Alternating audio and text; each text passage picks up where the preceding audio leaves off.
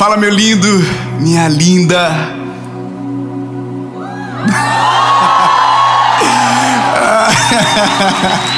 Nós estamos na Suíça, em Zurique.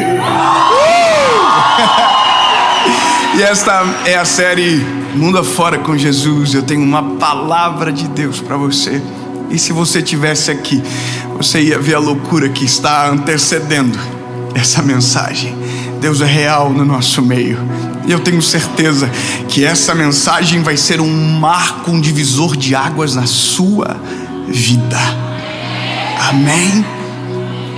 Eu quero te pedir só um favor antes de começar a mensagem, porque isso é importante para que a mensagem vá o mais longe possível, alcance o máximo de pessoas possível. Que é curte o vídeo, já curte, manda para todo mundo, assina o canal. Se você ainda não é inscrito, se inscreve, ativa o sininho, porque toda segunda-feira, sem falhar, tem uma mensagem de Deus para você por aqui. Amém? Vamos pro vídeo. Eu acho que daqui a pouco a gente pega no tranco. Amém? Eu quero começar Lucas, o Evangelho de Jesus segundo escreveu Lucas, capítulo de número 15, versículo de número 19. Diz o seguinte: eu não sou mais digno de ser chamado teu filho. Faz-me como os teus servidores. Essa é a palavra. Eu não sou mais digno de ser chamado de filho. O tema da palavra, quando o Senhor me fez entender, inclusive há anos atrás, poucos na verdade, eu escrevi um livro sobre isso, sobre recomeços, sobre recomeçar, sobre a possibilidade que o ser humano tem em Jesus, de por mais longe que ele possa ter ido, ele pode recomeçar. Essa perspectiva, ela é um pouco destruída pelo próprio homem, porque nós não acreditamos nos recomeços. Nós não acreditamos naqueles testemunhos de alguém que diz que é um ex-drogado, por exemplo. A gente diz, não, uma hora vai cair de novo. Parece que nós temos dificuldade de crer que é possível recomeçar, reconstruir, renovar e viver algo novo. De uma certa forma, porque temos a dificuldade de crer nos recomeços dos outros, nós também temos dificuldade de reconhecer os nossos recomeços. Até porque para recomeçar é necessário aceitar que errou. E se tem uma coisa que nós temos a maior dificuldade do mundo, é reconhecer que estamos errados. Nós temos muita dificuldade de reconhecer que o problema somos nós, que quando dá problema a gente também tem culpa. Mas o que nós mais fazemos é terceirizar os vieses, é terceirizar tudo. Então a gente não assume a bronca, a gente diz que alguém sempre é culpado pela tempestade que nós estamos vivendo. E a nossa possibilidade de recomeço, ela é basicamente nula, porque se a gente não reconhece que o erro parte de nós, o recomeço não acontece, porque para recomeçar é necessário reconhecer que se errou. Você conversa com alguém que faliu e essa pessoa não vai dizer o porquê faliu de verdade. Ela vai falar que a crise faliu ela. Ela vai dizer que o cenário do mercado faliu ela. Não, existem motivos que são intrínsecos a esta pessoa, mas é difícil reconhecer. Os casamentos que se acabam, alguém vai dizer que eles se acabam porque a culpa é do cônjuge, nunca a culpa é de quem está falando.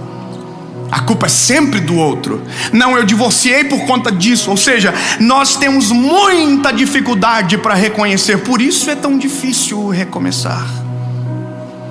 Eu quero que você entenda que o primeiro passo para você viver uma novidade de vida é reconhecer as falhas que você cometeu.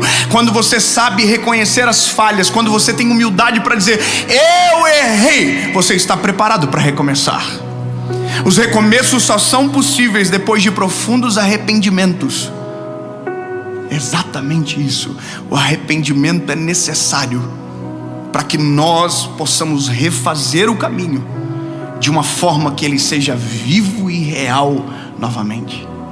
Eu acho difícil falar um pouco sobre isso, sabe? Porque nós tocamos em feridas. Quando você fala disso, você toca em feridas. Você mexe em feridas. E sabe qual que é a loucura? É porque se ainda é uma ferida, é porque ainda não cicatrizou, logo não está curado. E porque não está curado, significa que precisa de cura. E para curar, alguém vai ter que colocar o dedo. E para mexer, alguém vai ter que criar um desconforto. E a palavra, ela é poderosa para produzir em nós um desconforto, para gerar um arrependimento. Quando você olha para a palavra, quando você olha para a Bíblia, quando você olha para o Senhor Jesus, é constrangedor, porque a santidade de Deus constrange.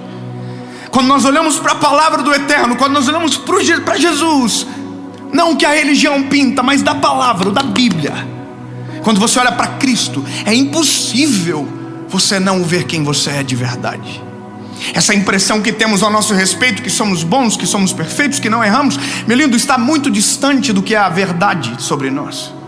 Somos frágeis, somos falhos, e vamos precisar recomeçar centenas de vezes da nossa vida. O cair é do homem. A gente esquece disso. Não tenho culpa. Eu lembro da história da minha mãe.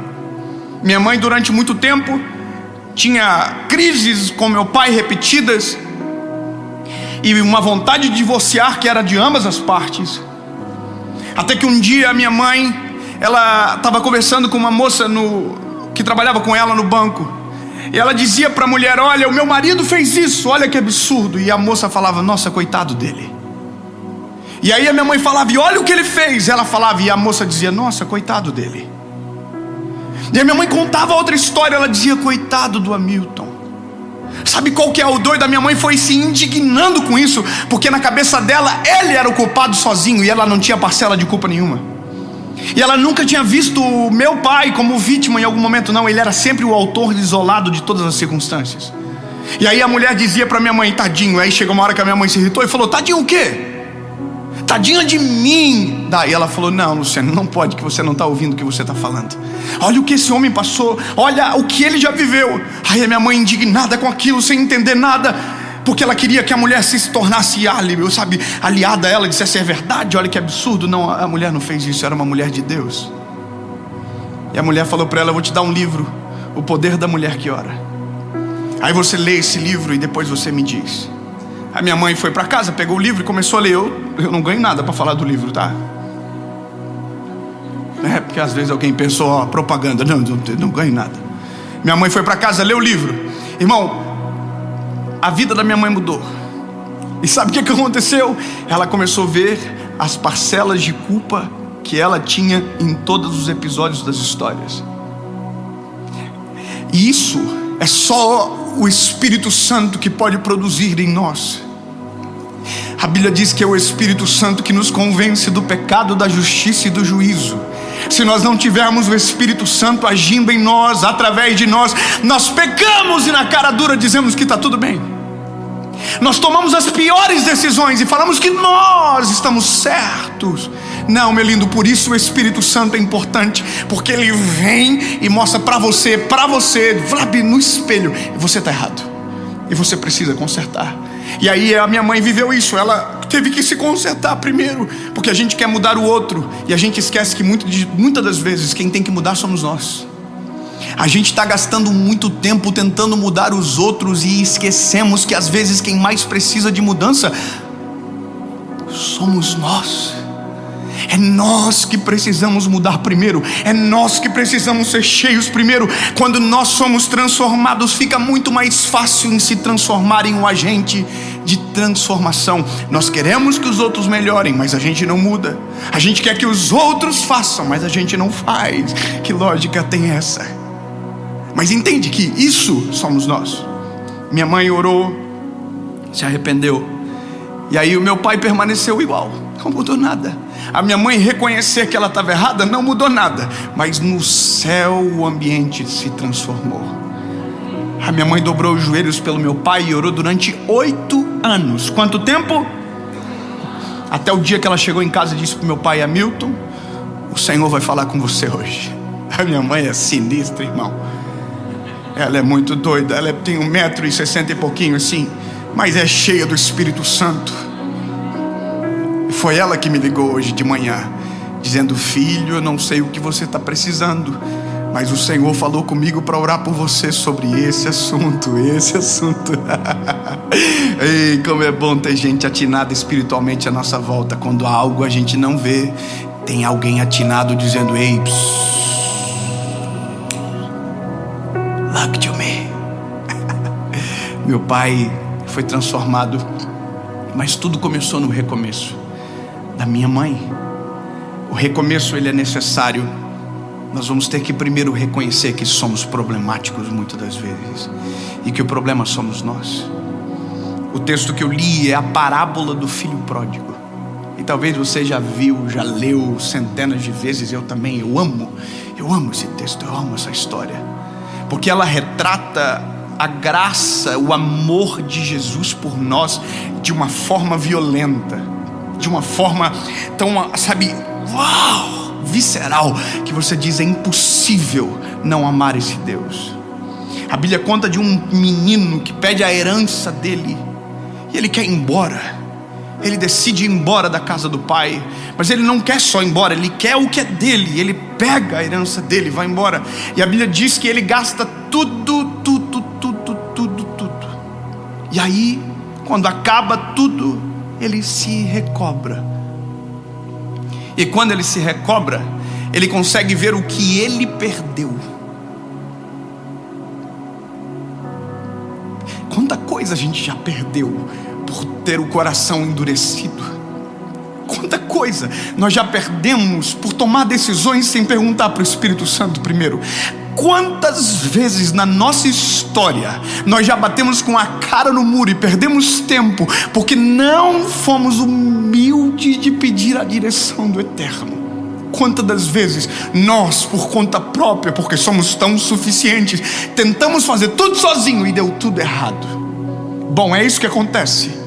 O rapaz, ele toma a decisão errada, ele vai embora errado, ele pede herança, tudo errado. Mas quando chega lá e acaba tudo, a Bíblia diz que ele se lembra, porque isso é característico nosso.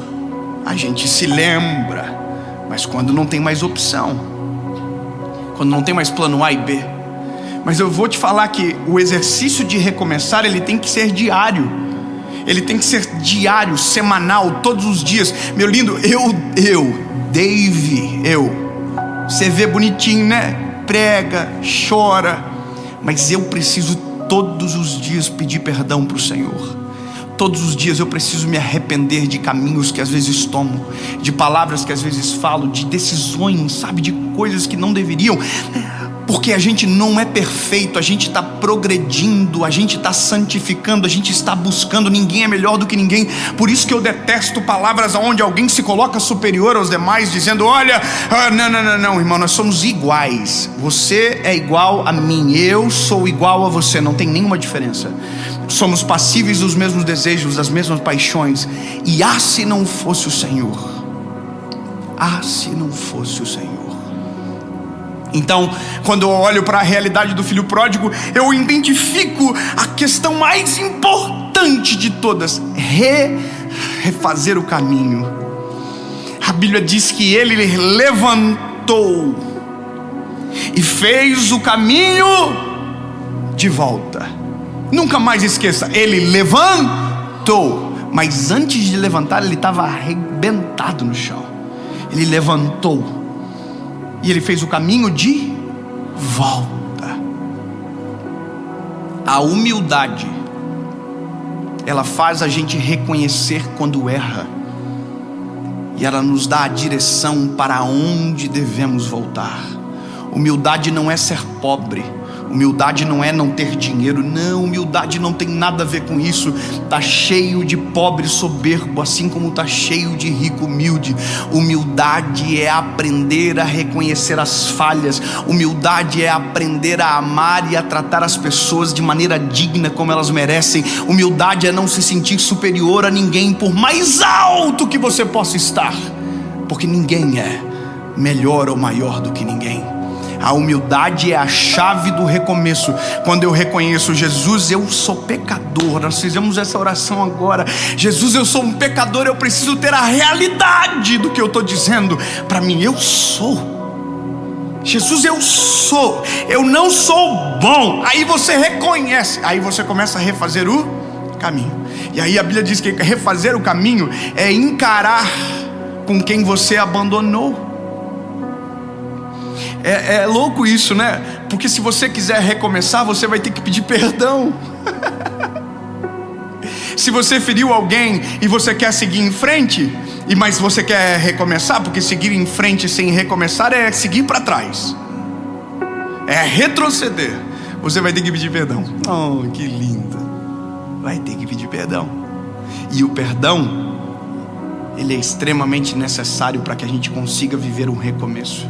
Porque recomeçar é começar novamente aquilo que na primeira vez deu errado.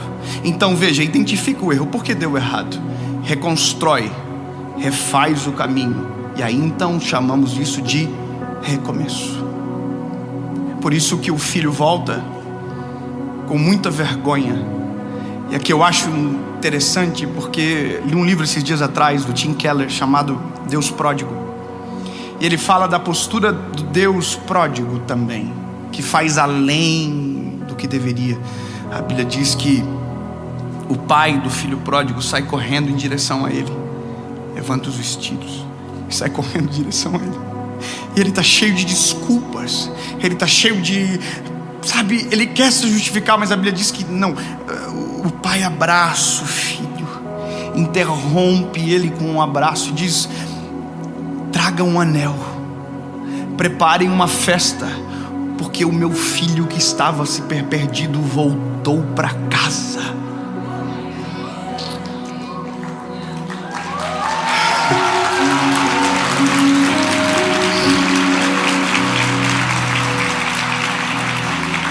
Recomeços precisam ser celebrados. E talvez aqui a gente se depara com um problema muito grande: os irmãos mais velhos. Os irmãos mais velhos que ficam em casa são um problema dos irmãos mais novos que querem voltar. Os super crentes são um problema para os pecadores. Os santos são os problemas. Eu não estou falando dos santos santificados, eu estou falando dos santarrões, os que se sentem melhor, os que olham assim: oh, eu sou mais crente que você. Esses são os problemas para os irmãos mais novos, porque eles não conseguem celebrar. Eles não conseguem celebrar o recomeço. Eles não conseguem crer que alguém que tinha uma vida destruída possa ser vitorioso e chegar mais longe do que ele poderia imaginar. Ele não consegue reconhecer que alguém que estava caído pode levantar e ter a sua vida transformada para a honra e glória do Senhor e viver uma nova história. Ele tem dificuldade porque na cabeça dele ele obedeceu tanto. Na cabeça dele ele nunca saiu de casa.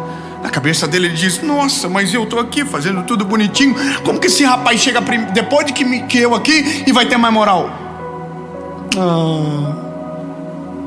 Meu lindo, eu quero que você entenda que fazer o certo pelo motivo errado é a mesma coisa que fazer errado. Ai, eu não peco. Santo. Ai, ele é um anjo de luz. Problema, lindo, problema. A gente tem problemas, a gente tem o filho que vai embora, mas a gente às vezes tem um filho que fica em casa pelo motivo errado, mas nunca esteve em casa. O coração nunca foi do pai. Quando o filho mais novo volta, o pai quer fazer uma festa e o filho mais velho está lá fora com um bico desse tamanho. Que absurdo! Aí o pai dele chega e fala: filho, entra para a festa. E ele diz: eu não vou entrar, eu não vou participar dessa festa. Irmão, que doideira é essa? Eu quero que você saiba, eu celebro quando eu vejo alguém que estava caído, destruído. Deus levanta, transforma, liberta e muda a vida deles para sempre. A gente tem que celebrar, dizer: seja bem-vindo, você é amado, eu amo. É isso, nós temos que ser assim. Você já viu que agora o pessoal, tem gente que diz: ai, agora é moda ser crente. Que bom, que vire moda. E que todo mundo queira, e que todo mundo ouça, e que todo mundo se entregue, e que todo mundo se arrependa, e que todo mundo ame a Jesus. Uai, que coisa absurda essa. Ai, agora qualquer um é crente. Ai, eu fico revoltado com os irmãos mais velhos, porque os irmãos mais velhos são os mesmos que incomodavam Jesus lá, os fariseus. Ai, mas ele senta com os pecadores. Uai, fomos vocês para sentar com quem? Para quem que é o evangelho? O evangelho é para quem? O evangelho é para os fracos, é para os doentes, é para os pecadores, não é para os bons. Até porque os bons não existem. Ah, mas ele prega e uma multidão segue ele. Se fosse pregando a verdade, não ia ter público tanto quanto tem. Jesus olhava para esses fariseus e falava assim: vocês vazam daqui. Vocês colocam um jugo no povo que nem vocês suportam.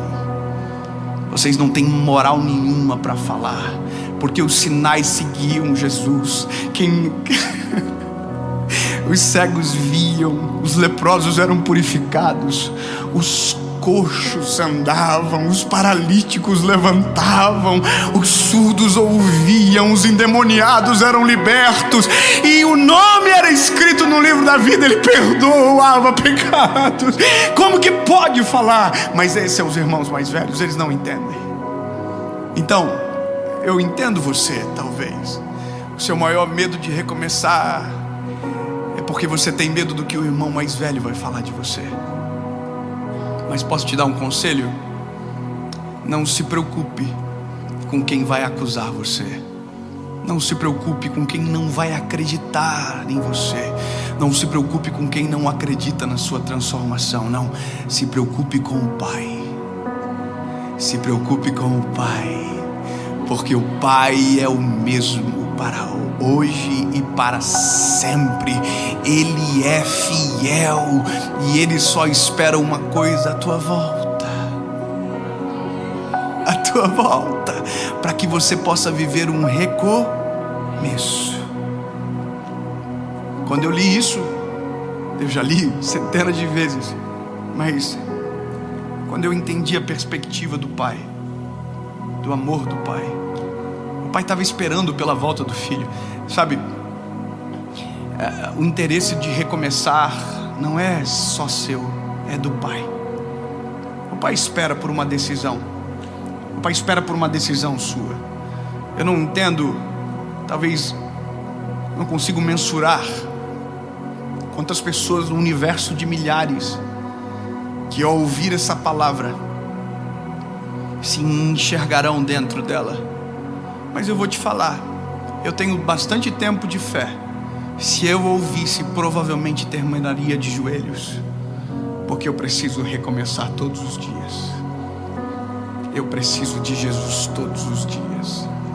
Quando me acordo, quando saio de casa, quando entro em um avião, quando subo num palco, quando desço do palco, quando estou num quarto de hotel sozinho, eu preciso do Senhor todos os dias.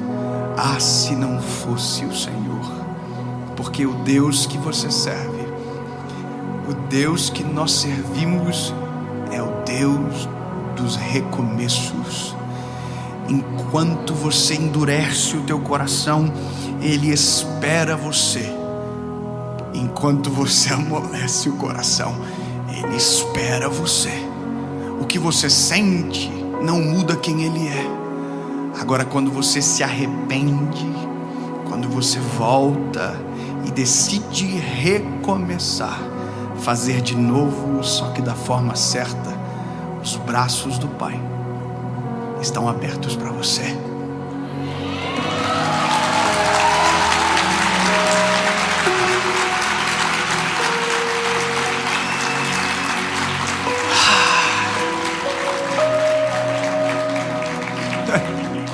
Jesus, nós entendemos o teu recado e a tua palavra. Tu és o dono da nossa história, Jesus, e sempre que necessário, iremos refazer o caminho, não deixaremos a soberba subir ao nosso coração. Somos dependentes de Ti, Jesus. Senhor, vamos reconhecer os erros, vamos reconhecer, Jesus, porque as falhas são nossas. O cair é nosso, mas o levantar é seu, Pai. Jesus, nos conduz para um novo tempo. Nós queremos viver algo novo. Eu quero viver algo novo. Nós queremos viver algo novo. Recomeçar todos os dias, em todo o tempo, quantas vezes for preciso, mas nunca desistir, nunca voltar atrás, mas recomeçar quantas vezes for necessário, para que o Teu plano perfeito aconteça em nós, em nome de Jesus, amém.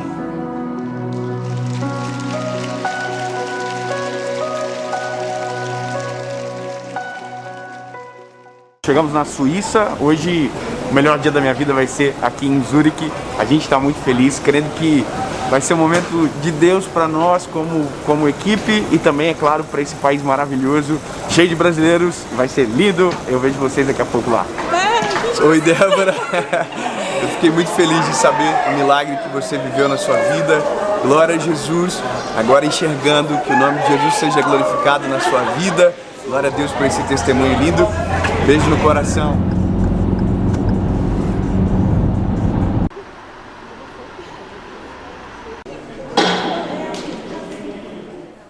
Senhor, nós levamos a sério o nosso chamado. Nós não estamos de brincadeira, Senhor. Nós não estamos aqui para aparecer. Nós não estamos aqui, Senhor Jesus, senão para adorar o Teu santo nome e fazer o Teu nome ser conhecido na terra, Senhor. Jesus, desce sobre nós essa noite, Pai. Que seja a melhor noite da nossa vida, a melhor oportunidade de, sentir a Tua glória como nunca, Senhor.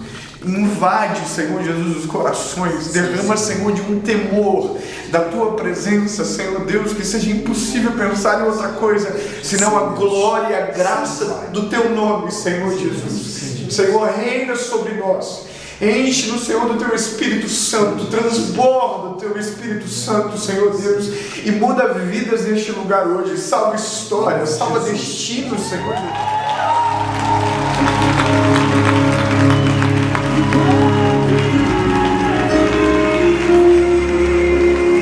Fala, meu lindo, minha linda, tudo bem com você?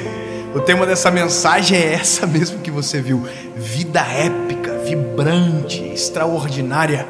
Eu quero muito que você fique comigo até o final, e eu tenho certeza que você vai sair incendiado pela essa palavra, tá bom? Eu só quero te pedir um favor antes de começar a mensagem. Dá uma olhadinha se você ainda não se inscreveu no canal. Se você ainda não se inscreveu no canal, se inscreve, é rapidinho. Você vai apertar e olha, de repente, está inscrito no canal. Se inscreve, ativa o sininho. Não esquece de curtir o vídeo.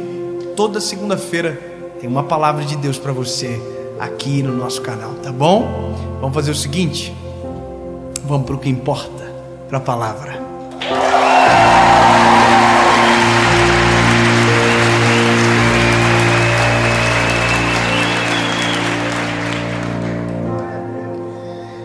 Ai, Jesus.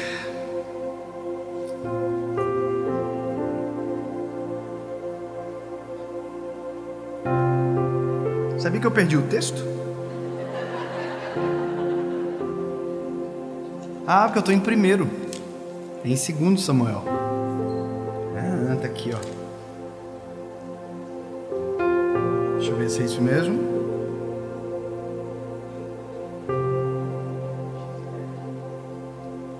Ah, achei.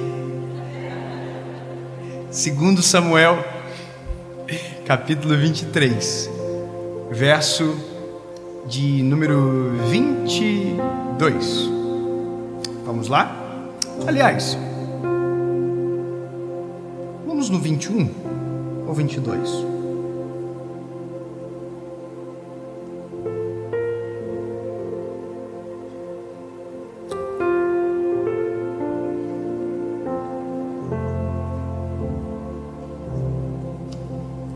Oi, gente, tudo bem? Não, eu quero mudar o texto. Eu vou voltar um ainda. Vamos lá. 2 Samuel, capítulo 23, verso de número 20. Diz o seguinte: E Benaia, o filho de Joiada, o filho de um homem valente de Cabziel, que havia feito muitos atos, ele matou 2 homens de Moabe, semelhantes a leões, e também desceu e matou um leão no meio de uma cova num dia de neve.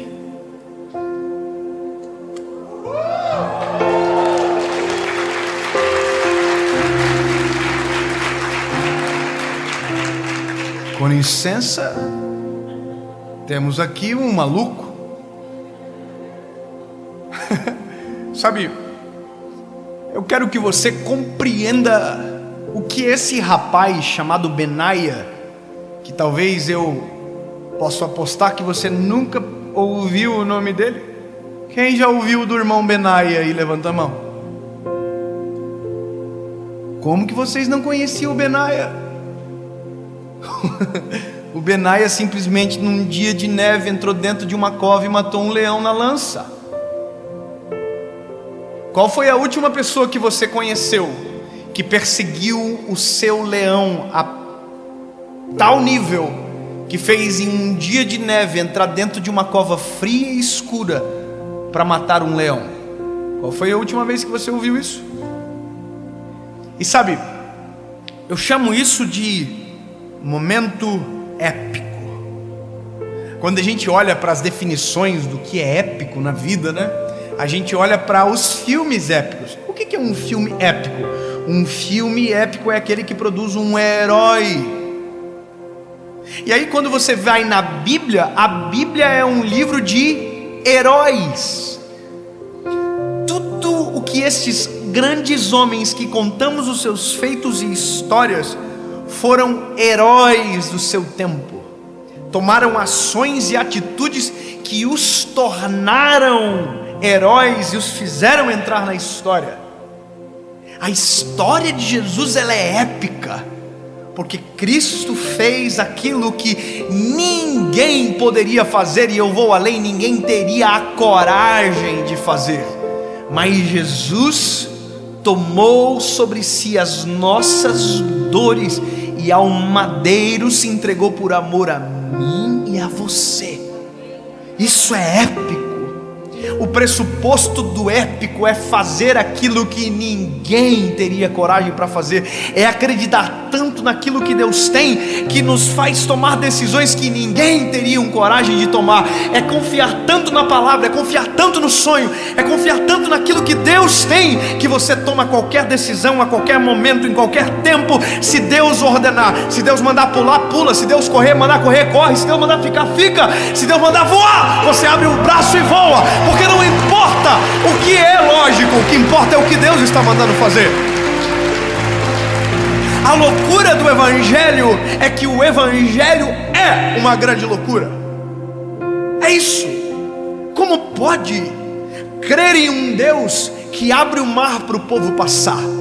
Como pode crer em um Deus que faz a chuva parar?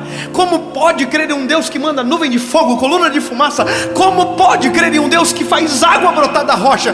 Como pode fazer e crer em um Deus que dá o Filho por homens maus como eu e você? Tudo que está na palavra é épico, e a nossa vida é chata demais, porque a gente não reproduz aquilo que a Bíblia me dá autoridade para viver. A gente escolheu viver uma vida demais de singela, sendo que a gente poderia estar vivendo aquilo que é extraordinário, e Deus desenhou, desempenhou, deixou para nós. Sabe o que Cristo disse para os discípulos? Ei, em meu nome vocês farão obras maiores do que essas que eu vi vocês, que vocês me viram fazer. Em meu nome vocês podem.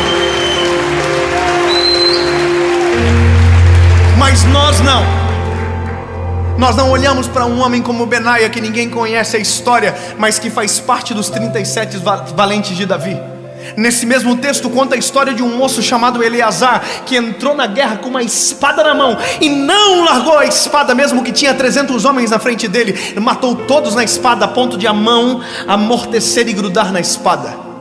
Sabe o que é isso? Só vive de maneira extraordinária aquele que tem coragem de fazer o extraordinário por Cristo, mesmo que não tenha lógica, mesmo que não faça sentido, mesmo que nos custe às vezes a reputação. Doesn't matter a nossa reputação, não importa o que vão dizer sobre nós, o que importa é o que nós carregamos. É muito mais extraordinário do que estão pensando, é muito mais poderoso do que acreditam, é muito maior do que a gente.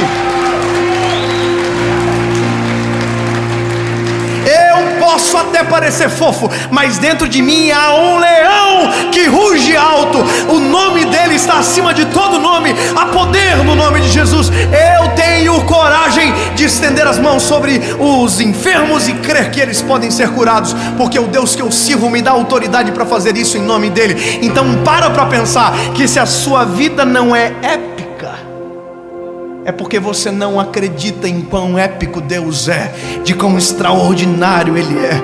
E eu vou te dizer, a gente se cerca de pessoas que nos desmotivam a crer. A gente se cerca de pessoas que nos fazem desacreditar que é possível sonhar os sonhos de Deus. Nós nos cercamos de pessoas que nos desmotivam a crer no milagre e no sobrenatural. A gente deixa que isso permeie a nossa vida com o Senhor.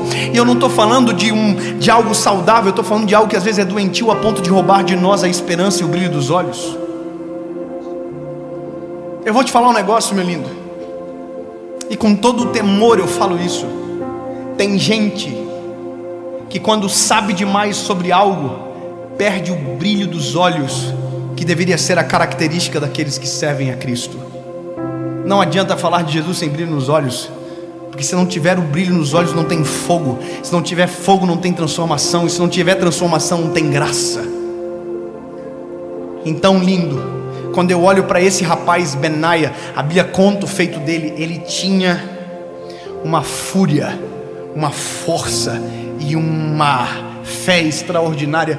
Quem é que em sã consciência entra num dia de neve numa cova e mata um leão? Ninguém faz isso, a não ser que seja o leão o seu destino. Um leão tem aproximadamente 200 quilos. Tem gente que tem leão de 1000 quilos, tem gente que tem leão de 50 quilos. Mas os leões permanecem na caverna e a gente permanece fora morrendo de medo. Eu vou falar uma coisa para você: os nossos sonhos, eles são extraordinários se nossos sonhos forem os sonhos de Deus para nós. E eu vou dizer algo ainda maior: se os teus sonhos não te assustam, provavelmente eles sejam pequenos demais. Nós temos que sonhar sonhos que são do tamanho do eterno, sonhos que são extraordinários e que são deles para nós, não de nós para ele. Nós somos pequenos, somos, extremamente limitados, mas quando nós deixamos o Senhor dominar as nossas emoções e colocar aquilo que é o plano dele efetivo para nós, haverá algum leão na frente que precisaremos entrar na caverna no dia de neve e matar. E eu vou te dizer, o sucesso de Benaia não foi sair da caverna, foi entrar nela. Eu vou dizer de novo para você nunca mais esquecer: o sucesso de Benaia não foi ter matado o leão, foi ter entrado na caverna. Eu creio, eu vou entrar na caverna. Não importa que não faz sentido, não importa que tudo diz ao contrário. Isso que é extraordinário, isso que é épico, é ter uma causa que eu esteja disposto a morrer por ela, mesmo que me custe a vida. Eu vou entrar na caverna. Posso te falar uma coisa? O que eu faço, tem dias contados. Pregar o evangelho, dias contados.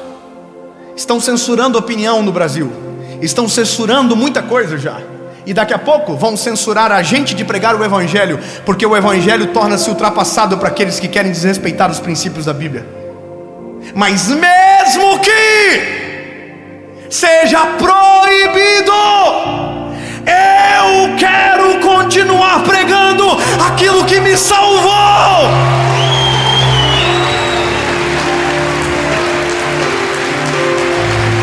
Eu não descobri uma historinha, eu descobri algo que me salvou, me transformou, me libertou e me fez livre em uma nova criatura. Não é algo a ponto de dizer, oh que lindo, não, é dizer, eu entrego a minha vida para essa causa. É a minha causa, pode não ser a sua. Eu não sei qual é o seu leão, mas esse é o meu leão.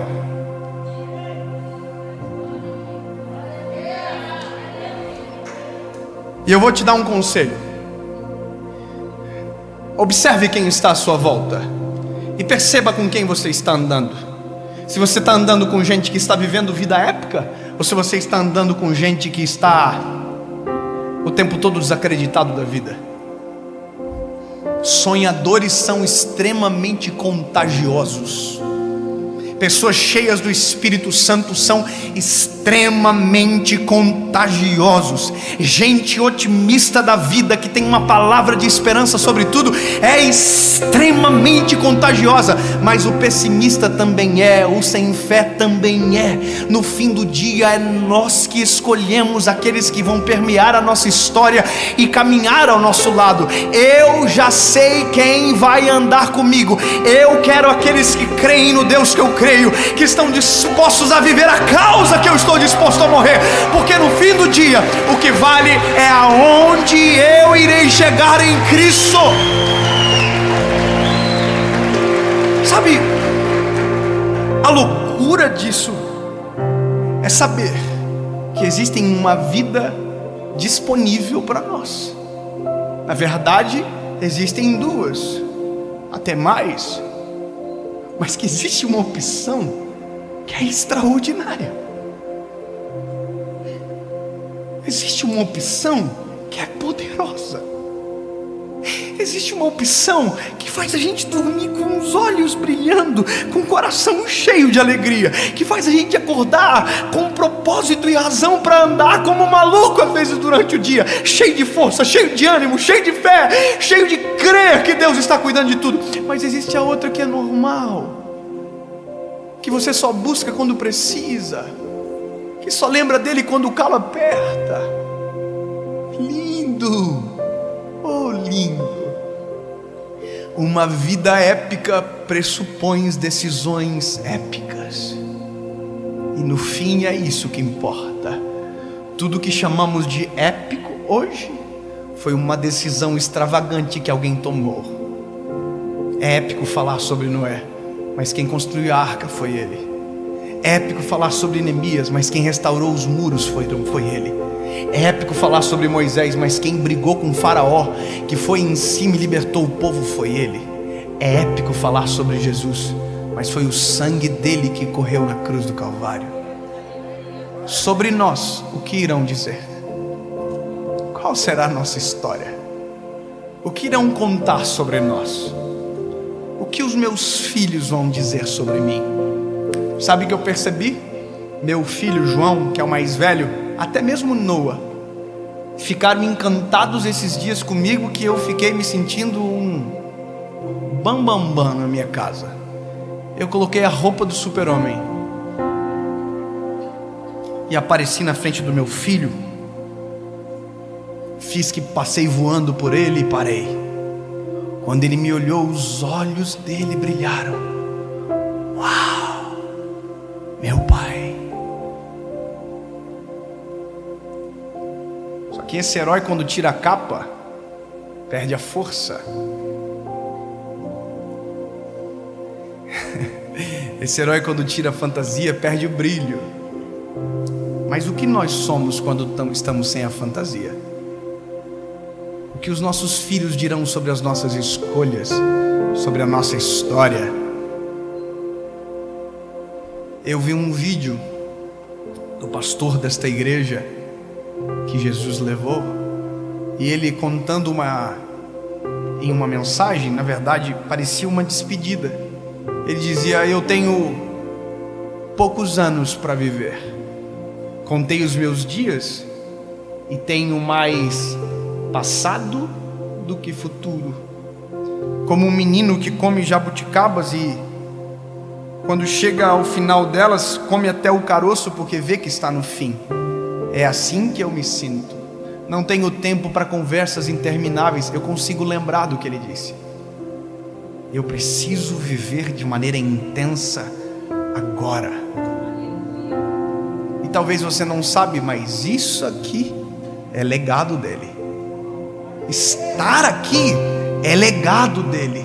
Fazer o que ninguém fez, ter coragem para empreender aonde ninguém empreendeu, colocar a mão onde ninguém tem coragem. É isso que nos torna épicos e valorosos para a nossa história. No fim do dia, o mais bonito não é matar o leão, é entrar na caverna. E o que vai acontecer lá será a história que vão contar.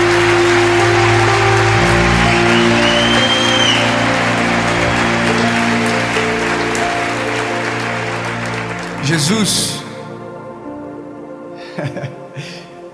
eu fico sem palavras contigo, Senhor, porque tudo isso que falamos, tu fez primeiro. Tu és o modelo perfeito, tu és o modelo ideal, tu és o nosso príncipe, e que sejamos parecidos contigo, que tenhamos a coragem, baseados em tudo aquilo que o Senhor fez. Em teu nome faremos obras ainda maiores, eu creio, Jesus. Eu creio em uma geração extremamente ousada no pregar a palavra. Eu creio em empresários cheios da tua presença, ousados em tomar decisões. Eu creio em homens e mulheres que terão decisões que vão mudar a nação para melhor, para a glória do teu nome. Vidas épicas, mas baseadas na tua palavra. Deus, em nome de Jesus, nos dá a visão sobre aquilo que ainda ninguém enxergou. Nos faz sonhar aquilo que ninguém sonhou. Me diz o nosso leão que nós entraremos na caverna num dia de neve. Em nome de Jesus.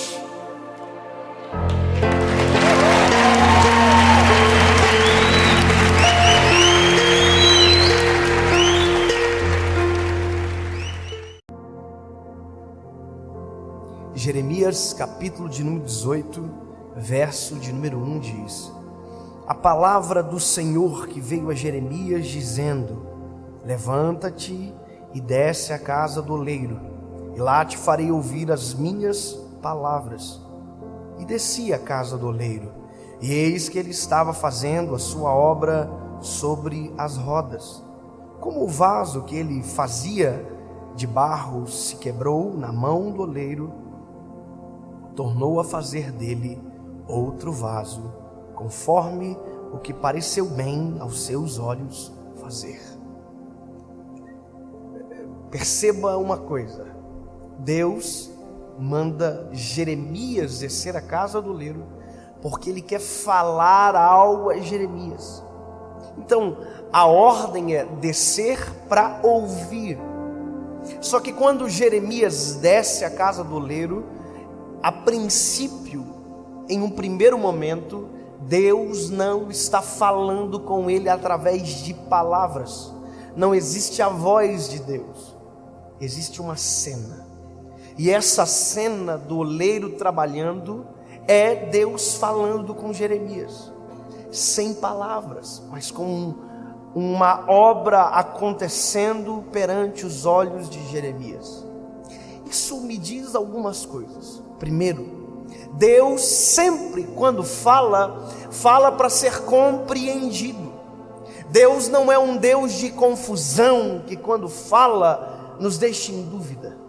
Sempre quando Deus fala, nós entendemos. Ou seja, quando você diz que não sabe se foi Deus que falou com você, provavelmente não foi Deus, porque se fosse Deus, você teria certeza.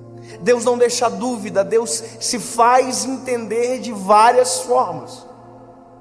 Quando Deus fala através de Jesus no Novo Testamento, quando é Cristo falando, Cristo se utiliza de parábolas. Por quê? Porque queria ser compreendido. Ou seja, no Velho Testamento e no Novo Testamento, quando Deus fala, Cristo fala, sempre há compreensão, não há dúvida. Então, nesse processo de Deus falar com Jeremias é explicável, porque quando Deus chama Jeremias, no capítulo 1, a Bíblia diz que Jeremias fala para o Senhor: Senhor, eu ainda sou uma criança. E aí Deus tranquiliza ele dizendo: Jeremias, fica tranquilo, que o que você falar serão as palavras que eu vou colocar na sua boca. Ou seja, se há limitação em você, essa limitação será vencida, porque quem vai usar você sou eu. Aleluia. E aqui, queridos, quando Jeremias desce à casa do oleiro, há um silêncio da voz de Deus, e parece que eu vejo isso. Jeremias para e fica observando o oleiro trabalhar enquanto a voz de Deus não se manifesta. E a Bíblia diz que o trabalho do oleiro acontece na frente de Jeremias. Mas veja, quantas vezes a gente já ouviu esse texto? Quantas vezes a gente já ouviu alguém pregar acerca desse texto? E olha, tudo que a gente ouve, tudo que a gente canta gera um filtro para que a gente olhe para uma palavra como essa e talvez perca detalhes que mudam todo o cenário. Quer ver? A gente cantou durante muito tempo que o oleiro quebrou o vaso, e que o oleiro quebra o vaso e faz de novo. Quebra-me, Senhor, e me faça de novo. Quantas vezes a gente cantou isso?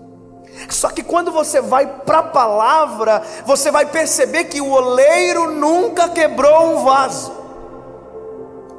Porque quebrar um vaso é falta de perícia. Quebrar um vaso é falta de habilidade. E se tem uma coisa que o oleiro não tem, e aqui eu sei que você sabe do que eu estou falando, se tem uma coisa que o oleiro não tem, é falta de perícia. Ele é perfeito no que faz, ele não erra e ele não abre margem para perder o investimento dele. Ou seja, se o oleiro não quebrou, o que aconteceu? O texto diz: o vaso quebrou-se na mão do oleiro. Sabe o que é isso? O problema não é o oleiro, o problema é a matéria-prima que é ruim. O problema não é a habilidade ou inabilidade do oleiro, não. O problema é que a matéria-prima é barro, e barro é barro. Aliás, o que me alegra é saber que o oleiro chama de vaso aquilo que nem ainda vaso é. O oleiro olha para o barro e diz: isso aqui é vaso. Enquanto todo mundo olha para barro e chama de barro, o oleiro diz: isso aqui para mim é vaso. Ou seja, ele é o único que olha para aquilo que todo mundo despreza e diz: não, é vaso. Mas não tem formato de vaso, mas eu sei fazer, eu sou o oleiro. Então, essa é a primeira fase. O oleiro pega o barro, pega algo que ninguém valoriza, que está no chão, coloca sobre as rodas.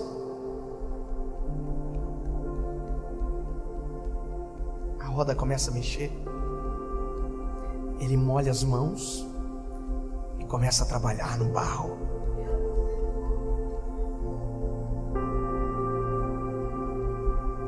Só que a Bíblia diz que nesse processo o vaso se quebra. Quebrou-se na mão do oleiro. Só que, veja, você já viu chicletes quebrar? Não, porque tudo aquilo que é mole não quebra, simplesmente perde o formato, perde a identidade. Então o oleiro está trabalhando no vaso, que ele chama de vaso, porque ainda é só um barro mole. Ele é o único que vê no barro, que só ele enxerga. Ele está trabalhando. Aí o vaso se quebra. Sabe o que alguém que não é oleiro faz? Descarta essa matéria-prima e pega outra matéria-prima.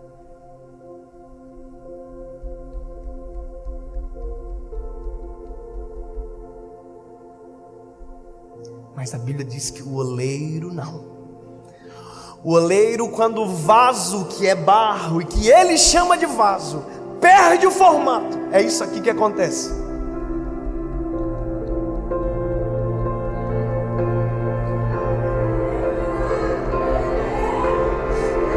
Ei, o lugar para perder o formato ou para quebrar como você quer é na mão do oleiro. Porque se você quebrar fora da mão do oleiro, você vai ser visto como todo mundo te enxerga, barro. Mas se você quebrar na mão dele, ele olha e diz: vou fazer novamente um vaso de novo. Porque ele não desiste da matéria-prima que comprou com sangue precioso na cruz do Calvário. E sabe o que é isso? Isso é o maior gesto de intimidade, porque o oleiro interfere em nós com as suas mãos.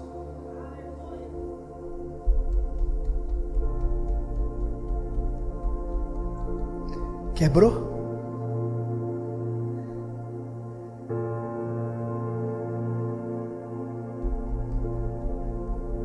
Eu não desisto.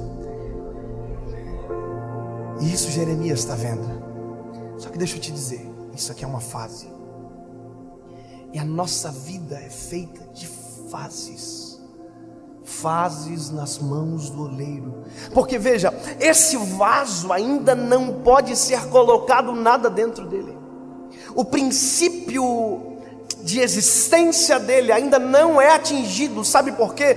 Porque ainda não dá para colocar nada dentro dele. Não dá. Porque ele ainda está mole. E Paulo vai dizer: tendo porém tesouros em vasos de barro. Qualquer coisa que for colocada dentro dele agora adere a ele. Isso é o maior perigo da gente, quando aquilo que a gente recebe adere a nós.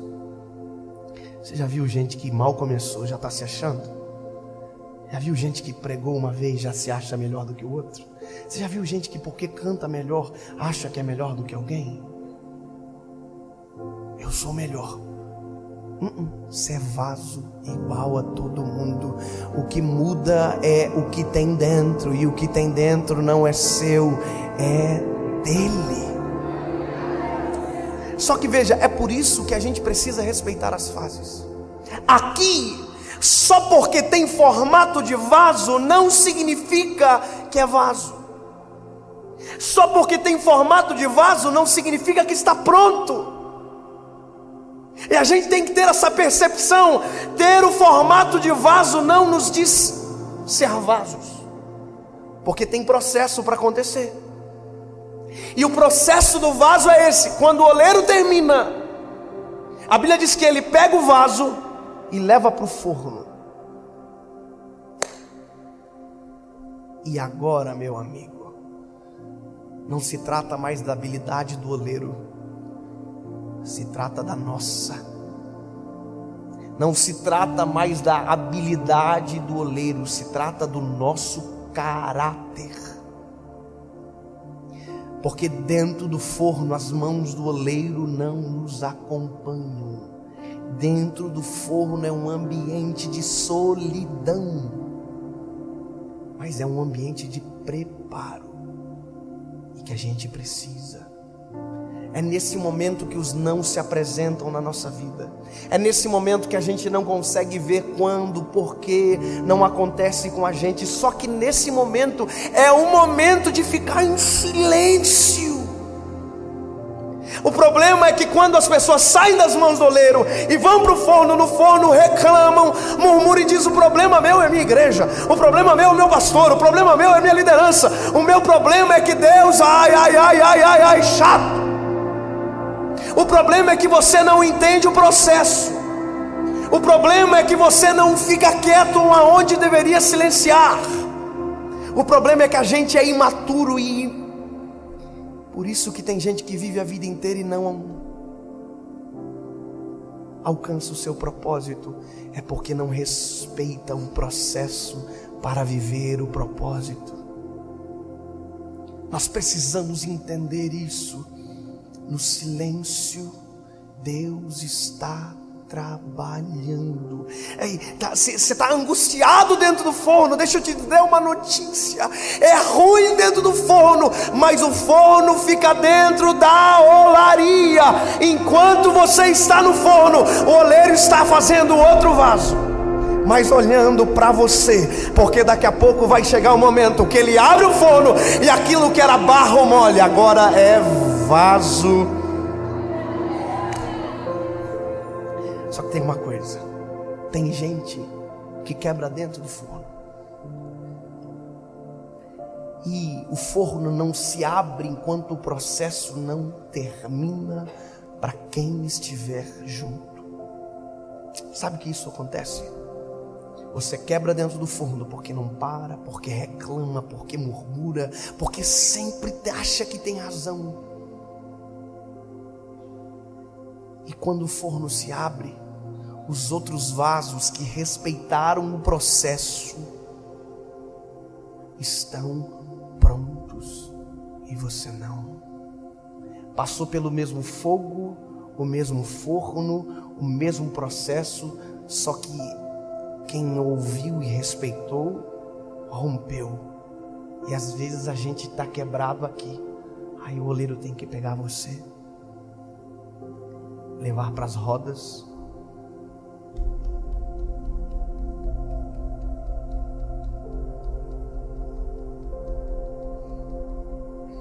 e talvez aqui vai ter que quebrar, porque aqui você já não é mais aquela matéria-prima fácil de lidar. Você já está rígido, mas quebrado. Está rígido e quebrado. Ainda bem que o oleiro sabe trabalhar com essa matéria-prima. Posso te dizer uma coisa? A Bíblia diz que Jesus olha para os discípulos e diz: ficai em Jerusalém, até que do alto sejais revestidos de poder. Eles estão 3 anos e meio andando com Jesus. Eles pensam que estão prontos, eles vão acontecer, eles estão estourando. E Jesus diz: fica em Jerusalém, vocês precisam de algo a mais. Atos capítulo 1 versículo 8 diz: e recebereis virtude do alto, e serão as minhas testemunhas em Jerusalém, Judeia, Samaria e até os confins da terra. Você prestou atenção? Para você poder sair daqui, você precisa terminar o processo, você precisa de algo a mais. 3 anos e meio andando, foi 3 anos e meio. Judas quebrou e foi embora das mãos do oleiro. Pedro quebrou, mas voltou para as mãos do oleiro. Você está entendendo? Tem gente que quebra e desaparece. Tem gente que quebra e diz: não, me leva para as rodas novamente. Não desiste de mim. Aí o oleiro diz: é óbvio que eu não desisto de você. Vem pra cá, barrinho ruim, eu vou te colocar nas rodas e vou refazê-lo. E são 3 anos e meio trabalhando. Aí quando Jesus vai aos céus, eles vão pro forno.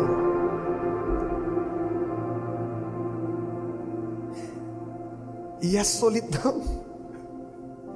Atos diz: e eles estavam no templo todos os dias, adorando e bendizendo ao nome do Senhor. Só que para pensar, Cristo não está mais, o Espírito Santo ainda não desceu, e o Santo dos Santos perdeu o propósito, porque o véu já havia rasgado de alto a baixo. Eles estão adorando, mas não há manifestação, é silêncio. Eles estão adorando, mas ninguém desce. Silêncio.